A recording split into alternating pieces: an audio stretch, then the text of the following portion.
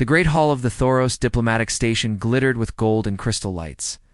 Flags from 100 worlds hung from the high ceiling, their colors shimmering in the gentle artificial breeze.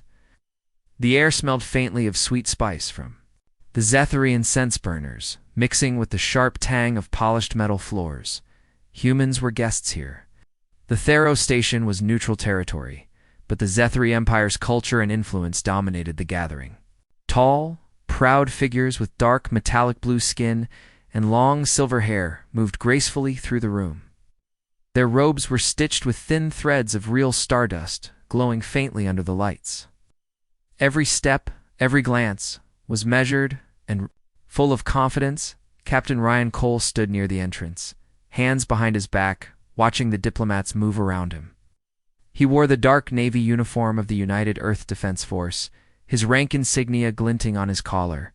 He had been sent as the Earth representative for the first time in his career, young officer. Only 26, but already with a reputation for courage. Ryan didn't smile, didn't try to mingle. He wasn't here for small talk. He was here for negotiations between the Zethary Empire and the Human Alliance. A fragile peace that could change the future of both species. Then she entered. The crowd shifted, and all eyes turned toward the double doors as Princess Valera Zetharian walked in. She was 19 years old by human years, tall and slender, with the unmistakable, rich teal-blue skin of her people. Her long silver hair flowed behind her like liquid light.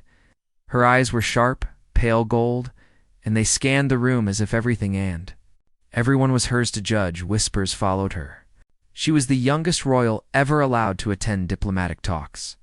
Many admired her beauty. Many feared her temper. Ryan had read about her in briefings. Smart, ambitious, and known for speaking without caution. Some said she was spoiled. Others said she was simply honest. As she moved closer, the Zethary nobles bowed their heads slightly. The humans in the room straightened, but did not bow. The difference was subtle, but Valera noticed. The master of ceremony introduced her to the human delegation. She stepped forward, her golden gaze falling on Ryan. "So," she said in perfect standard galactic, her voice carrying across the hall. "This is the one Earth has sent." Ryan gave a polite nod. "Captain Ryan Cole, United Earth Defense Force." Valera tilted her head, her silver hair sliding over her shoulder. Expected someone taller, stronger. Her lips curved into a faint, cold smile. Humans are so fragile. Soft bones, weak lungs, always hiding behind machines and armor. Without your weapons, you are nothing. The Zethary nobles chuckled quietly. A few human diplomats shifted uncomfortably. Ryan's eyes stayed on hers. He didn't frown. He didn't defend himself. His heartbeat stayed steady. He thought of a dozen things he could say, could tell her about the years of brutal training, the battles he had survived, the comrades he had lost. He could tell her about the colony he had evacuated under fire, carrying 2 injured children for half a mile while enemy fighters closed in. But he said nothing instead. He held her gaze for a moment longer, calm and unreadable, then without a single word, he turned on his heel and walked away from her, past the startled diplomats, and out of the great hall. The silence that followed was sharp. Valera blinked, her smile fading. She had expected anger. She had expected him to try to prove himself. But he had simply walked away. The murmurs began. "Did you see that?" He didn't even speak to her. Humans are strange. Valera's cousin leaned toward her. "You won, cousin." You silenced him. She didn't feel like she had one. She felt something else, a flicker of irritation, but also curiosity. Later that evening, Valera sat in her private lounge aboard the station. The room filled with the soft hum of hovering lights and the scent of hot spiced wine. Her attendants moved quietly, preparing her evening meal, but she couldn't stop replaying the moment in her mind. Why hadn't he spoken? Why hadn't he defended his species?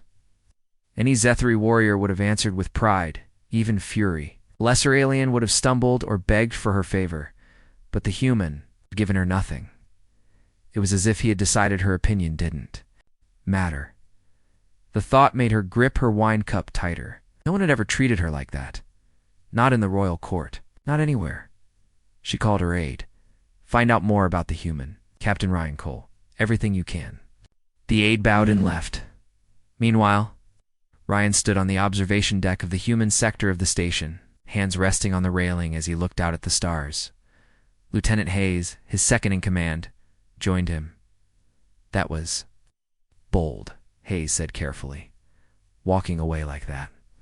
Ryan shrugged. No point in arguing with someone who's already decided what you are. She's a princess, Hayes reminded him. And insulting her in public, I didn't insult her, Ryan said quietly.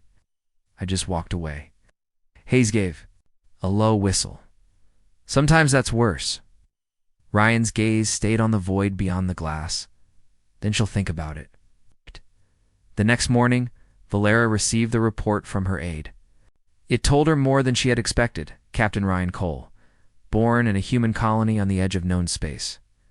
Orphaned at 16 during a border conflict. Joined the United Earth Defense Force the same year. Fought in 3 major battles before. He turned 20, credited with saving over 1,000 civilians during the siege of Haranfur. Refused medals twice, known for being quiet, strategic, and unpredictable. Valera read the file twice, so the human wasn't just another soldier. He was a survivor, a hero, and he hadn't needed to tell her any of it.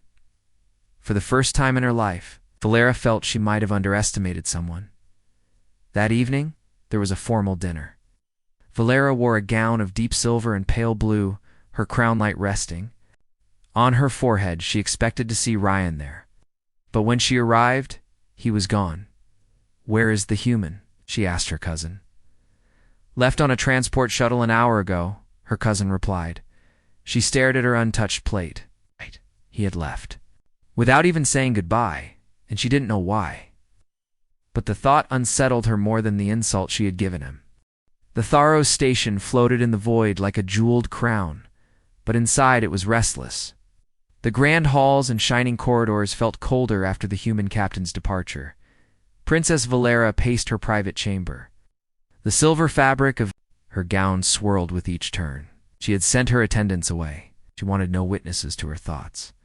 She told herself she didn't care, as the human was gone.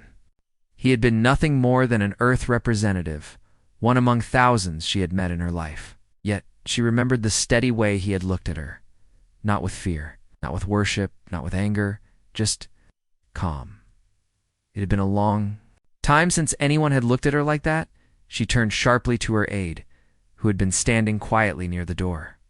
You said he left on a transport shuttle? Where did it go? Toward the human sector of the outer colonies, Princess, the aide replied. But I do not have his exact destination. Valera narrowed her eyes. Find it. The aide bowed and left quickly. On the other side of the station, in a less polished section where human envoys stayed, Captain Ryan Cole was already preparing to leave again. His bag was light. He carried only what he needed. A human transport ship waited. At Docking Bay 9, its engines humming. Lieutenant Hayes followed him down the corridor. You're really leaving in the middle of the talks? I've done what I came for, Ryan said. The rest is political games. Not my job. Hayes frowned. It still feels like you're running away from her. Ryan stopped and looked at him. I don't run from anyone, Hayes. But I also don't waste time where it's not needed. Hayes gave a small grin. Fair enough. Just hope you don't regret it. Ryan didn't answer. Oh. He stepped onto the transport ramp. The door closed. Behind him with a quiet hiss. Hours later, Valera's aide returned. Princess, there is no exact record of his next stop. It seems the human requested privacy from the station registry. All I can tell is that his ship was headed into fringe territory. Valera frowned.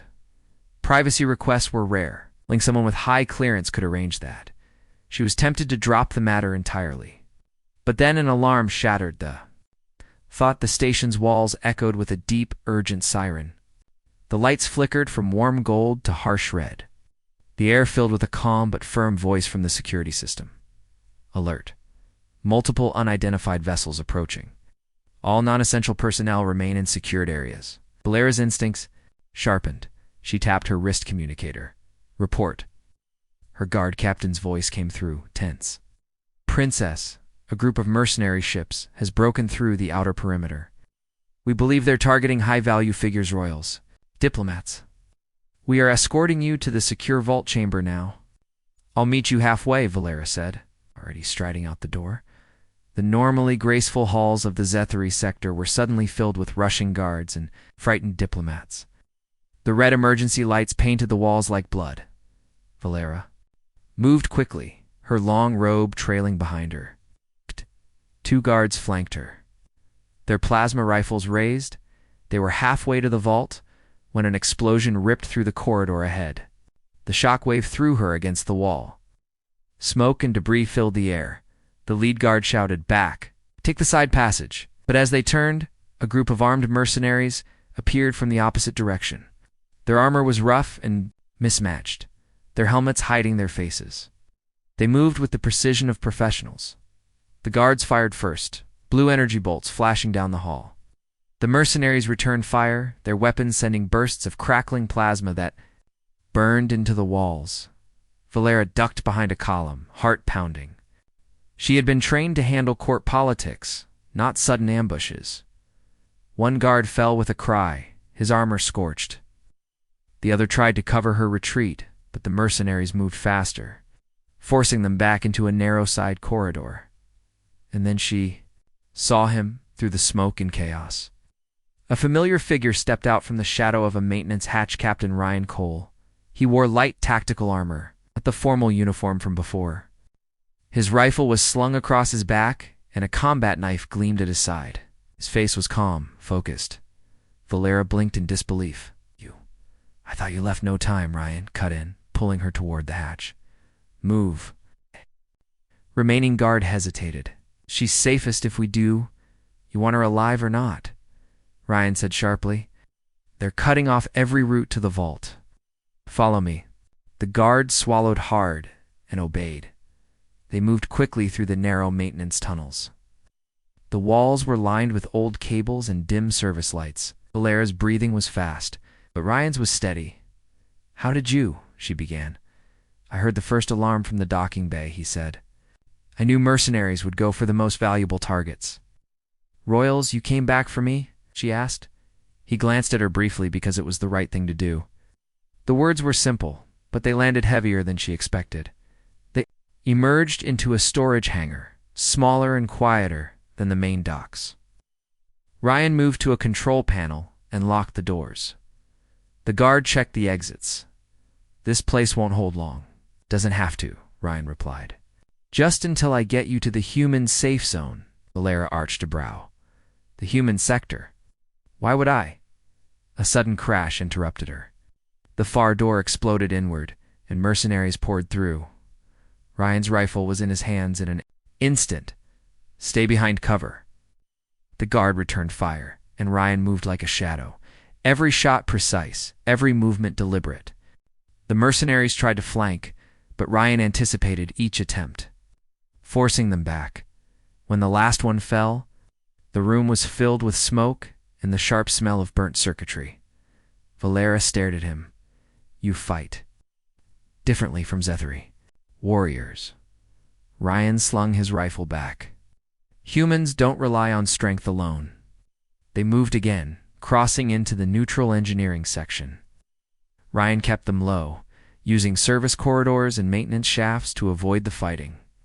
Twice they passed injured station staff, and Ryan stopped to pull them to safety. Valera noticed it.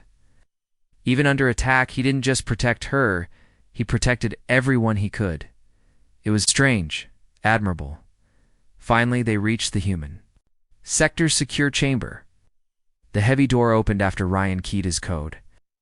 Inside, human soldiers in black armor took positions, sealing the entrance behind them.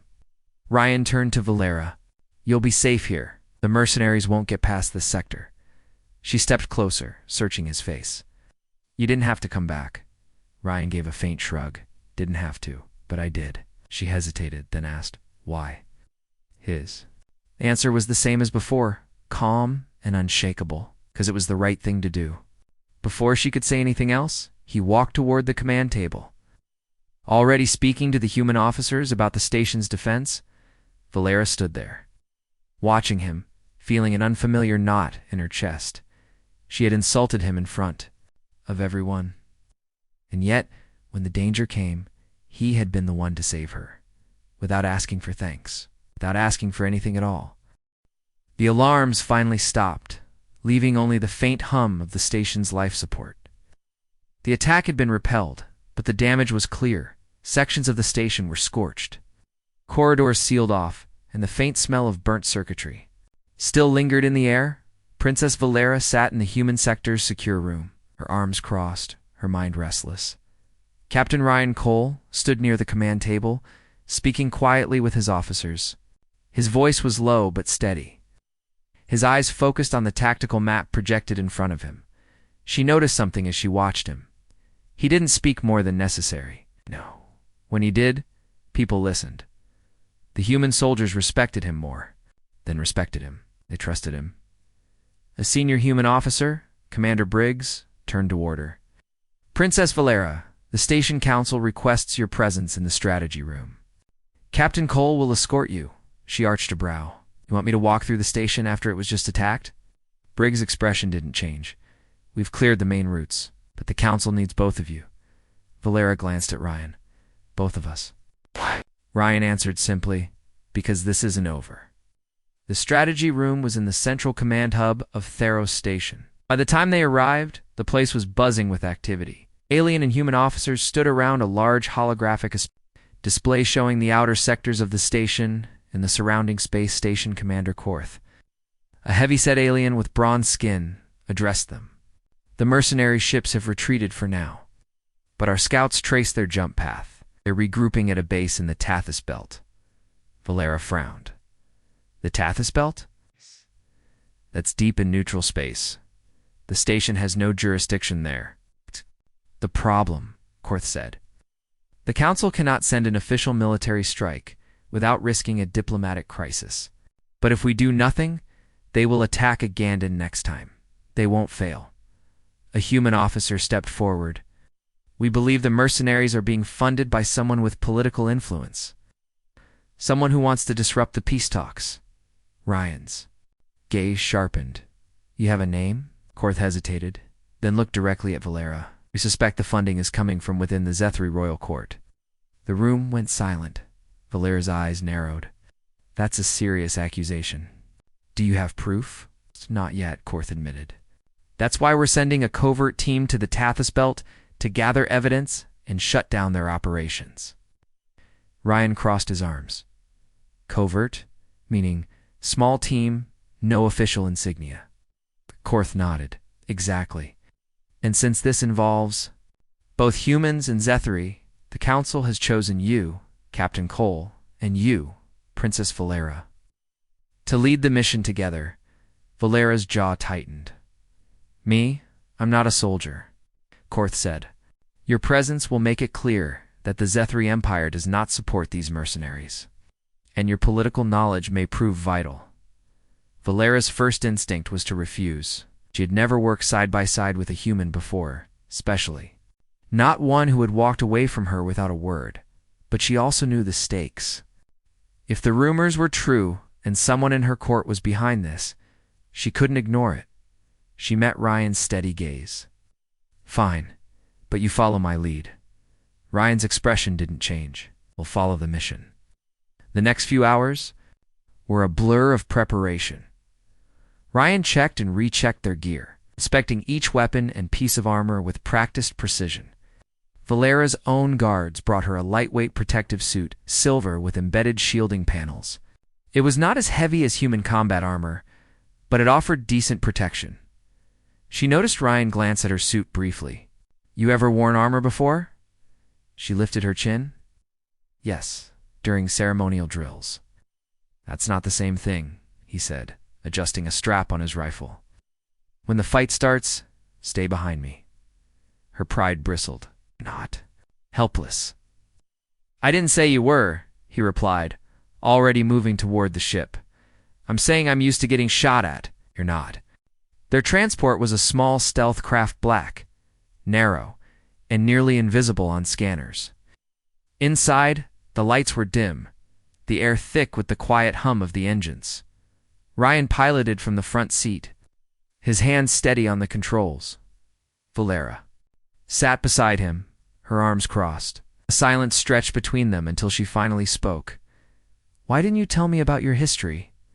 He kept his eyes on the stars ahead. "'Cause you didn't ask." "I insulted you," she said. "Most people would have defended themselves." He shrugged slightly. "If someone's mind is made up, words won't change it."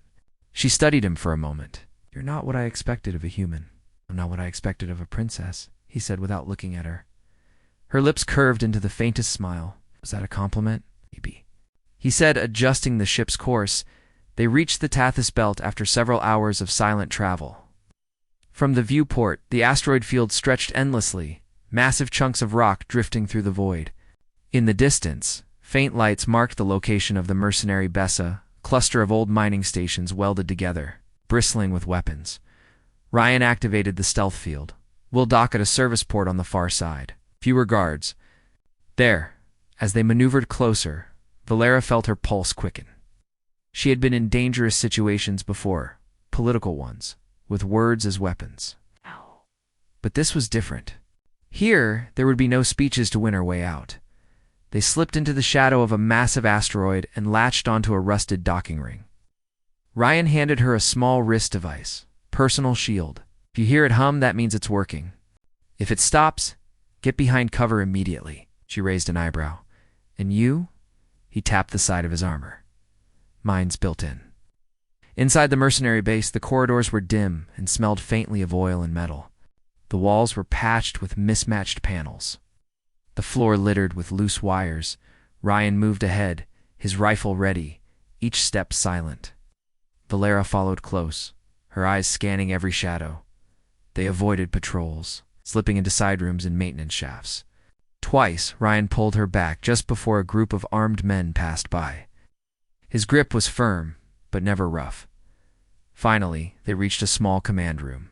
A single terminal glowed in the dark. Ryan motioned for her to cover the door while he accessed. "The files?" It took only a minute before his expression shifted. "Found it, payment logs, encrypted communications, and the name of the source." Valera stepped closer. When she saw the name, her breath caught. "No, that's impossible." Ryan looked at her.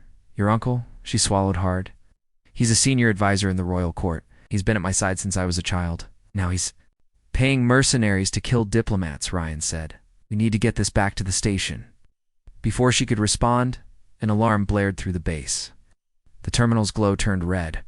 "They know we're here," Ryan said, grabbing the data drive. "Move." They ran through the narrow corridors as shouts and gunfire echoed behind them. Ryan took the lead, returning fire with sharp bursts, his movements precise. Valera stayed close, her shield flickering as stray shots hit it. They reached the docking port just as a squad of mercenaries rounded the corner. Ryan threw a smoke charge, filling the hallway with thick gray clouds. "Go," he ordered, pushing her toward the ship. They scrambled aboard, and Ryan fired the engines before the hatch had fully closed. The stealth craft shot away from the base, weaving between asteroids as plasma fire streaked past. Only when the base was far behind them did Valera exhale.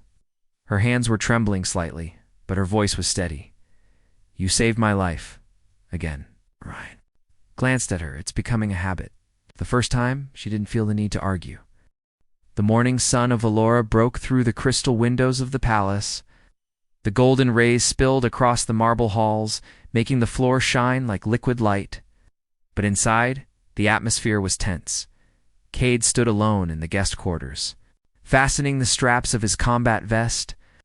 His hands moved slowly, but his eyes were sharp and focused. Today was not an ordinary day. Today he would face Prince Rax in the Royal Arena match, arranged not as sport, but as a test of his worth. It was not supposed to happen this way. He had come to Valora as part of the diplomatic escort. But after the insult from Princess Soraya and his quiet departure that day, something had shifted. Now, strange politics had pulled him into the public eye. Outside his chamber door, the sound of metal boots echoed. A Valoran guard entered, tall and broad, his armor shining. "Human Cade," the guard announced. The royal arena awaits. Prince Rax has prepared the trial. Cade gave a short nod.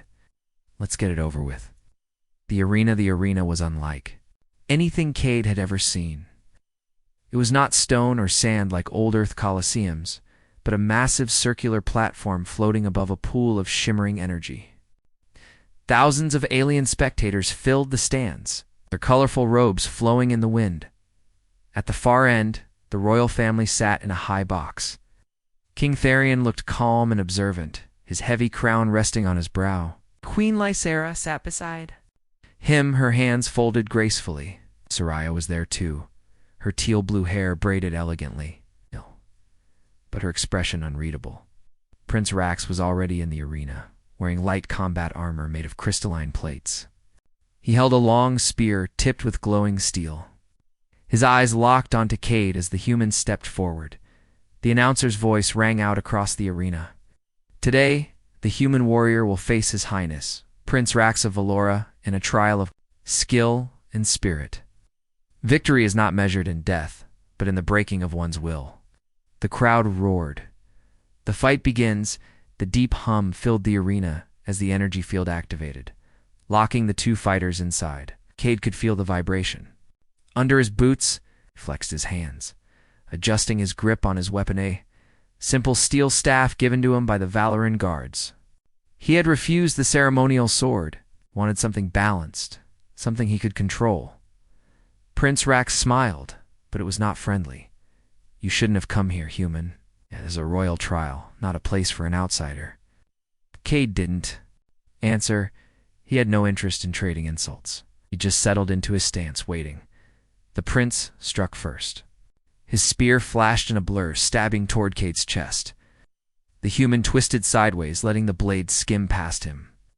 Then he stepped in and slammed the end of his staff against the spear's shaft, knocking it aside. The crowd gasped. Rax recovered quickly and spun the spear, attacking from a different angle. This time, Cade blocked, the clash sending a shock through his arms. But he didn't retreat. He pressed forward, forcing the prince to backpedal. A dangerous exchange for several minutes. The fight was a dance of speed and timing. Rax was fast. Faster than most humans could follow, but Cade had fought in too many real battles to be overwhelmed. He didn't waste energy. Every move was measured, every strike chosen carefully. The prince grew frustrated. You fight like you've nothing to prove, Rax hissed. That's because I don't, Cade replied. Anger flared in Rax's eyes. He lunged with sudden force, aiming a killing blow. Cade sidestepped, caught the spear under his arm, and yanked. The weapon slipped from the prince's hands and clattered across the arena floor. The crowd exploded in noise. Rax snarled and rushed forward, now fighting barehanded. He was strong, his punches heavy, but Cade used the staff to keep distance. With a sharp movement, he swept Rax's legs from under him. The prince hit the floor hard. Cade stood over him, staff pointed at his chest. Yield, Cade said quietly. The arena went silent. The decision Rax glared up at him. He could refuse and keep fighting, but the humiliation would only deepen.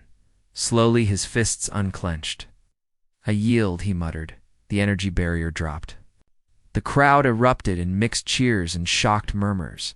As Cade stepped back and lowered his staff, breathing steadily. He didn't raise his arms in victory. He didn't smile, just walked toward the exit. From the royal box, King Therion rose. Enough, the king's voice boomed. This trial has shown us what I wish to know. The human is not only skilled, but disciplined. Cade stopped at the edge of the arena, looking up at the king. Discipline is worth more than strength, Therion continued. Valora will remember this day. An unexpected conversation later. In the quiet corridors behind the arena, Soraya found him. She was no longer wearing her ceremonial robe, but a simple dress of deep blue. Her expression was different, less proud, more thoughtful. You humiliated my brother, she said. Cade kept walking. He challenged me. I accepted. That's all. She followed her steps quick. You could have ended it much earlier. You let him fight longer. Because he's your brother, Cade said without turning. Because ending it too fast would have done more damage to his pride. She blinked, caught off guard. You thought about that? He stopped then, finally meeting her gaze. I think about everything.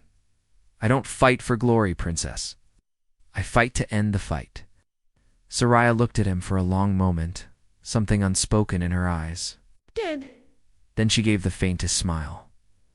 Perhaps I misjudged you, human. Shadows. In the palace that night, the palace was quieter than usual.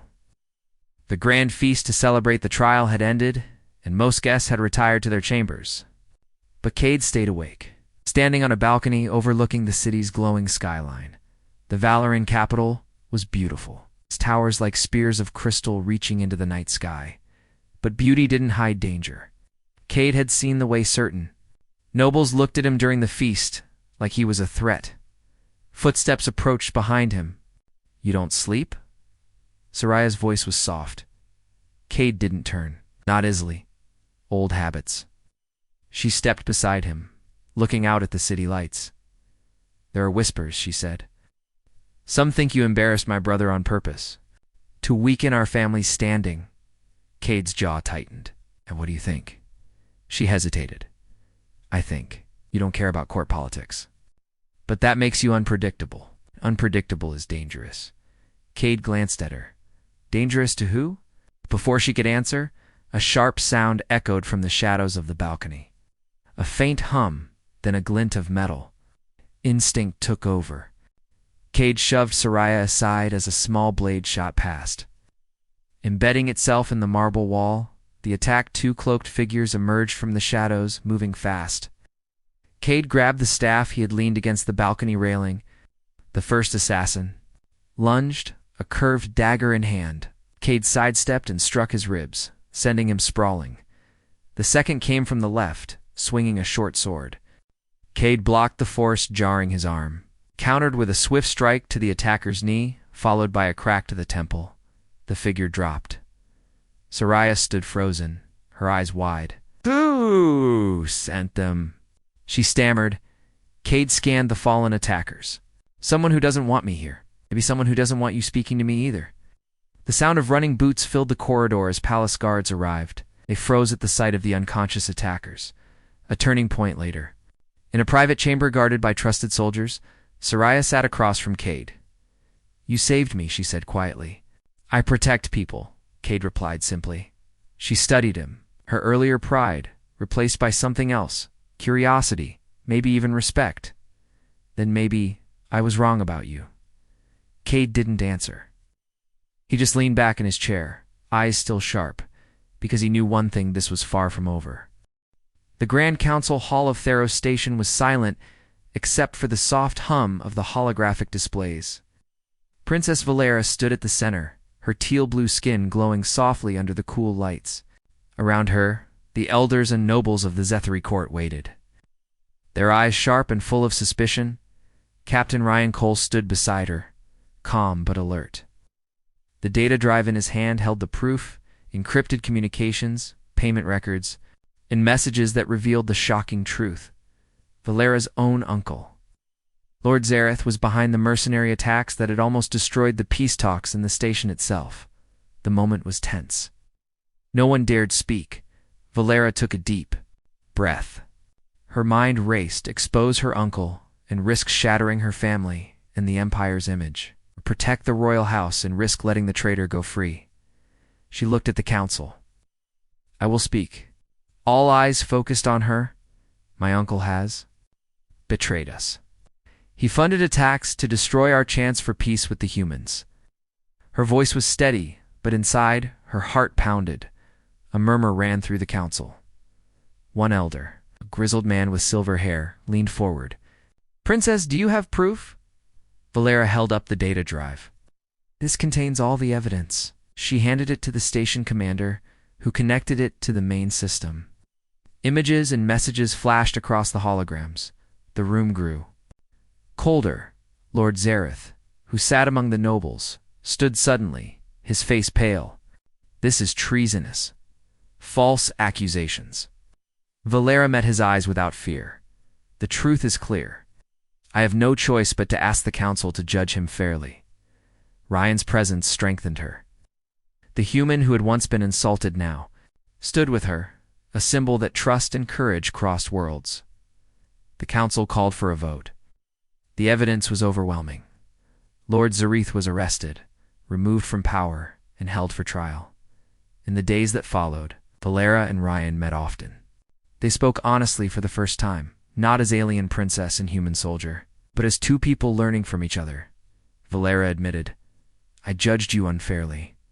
Ryan smiled softly. "And I thought you were too proud. Maybe we were both wrong." Oh. She laughed quietly. Maybe. The station buzzed with a new hope, that peace was possible if both sides could overcome pride and fear. Before Ryan's departure, Valera visited the docking bay where his ship waited. The hum of engines filled the air. "I will miss your silence," she said, smiling. Ryan chuckled. "I didn't know silence could be so loud." She touched his arm gently. "Thank you for showing me strength isn't always loud words." He nodded. Only the strongest know when to walk away. With that, he boarded his ship and took off, leaving Valera watching the stars, hopeful for what the future might bring.